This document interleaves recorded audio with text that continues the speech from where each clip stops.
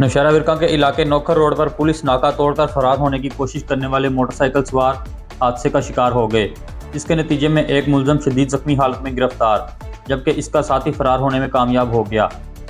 तफसीलात के मुताबिक नौशहरा विरका पुलिस ने कैंची चौक नौखर रोड पर मामूल के मुताबिक नाकाबंदी कर रखी थी। इसी दौरान दो मशकूक अफराद मोटरसाइकिल पर सवार होकर आए और रुकने के इशारे को नज़रअंदाज करते हुए नाका तोड़कर फरार होने की कोशिश की। पुलिस ने ताकब शुरू किया तो मुलजमान तेज रफ्तारी के बाइस हाफजाबाद रोड पर वाक़या पुल सेम नाली से टकरा गए। हादसे के नतीजा में एक मुलजम, जिसकी शिनाख्त मोहल्ला रड़वल के रहायशी खुबैबुल्लाह के नाम से हुई, शदीद जख्मी हो गया, जबकि इसका साथी मौका से फरार हो गया। पुलिस पार्टी ने फौरी तौर पर मौका पर पहुंचकर जख्मी मुलजम को अपनी तहवील में ले लिया। पुलिस के मुताबिक जख्मी मुलजम के कब्जे से बरामद होने वाले थैले की तलाशी लेने पर तकरीबन 1620 ग्राम चरस बरामद हुई, जिस पर मुलजम के खिलाफ इंसदादे मुंशियात एक्ट की दफ़ा 9C के तहत मुकदमा दर्ज कर लिया गया, जबकि फरार होने वाले मुलजम की तलाश के लिए छापे मारे जा रहे हैं।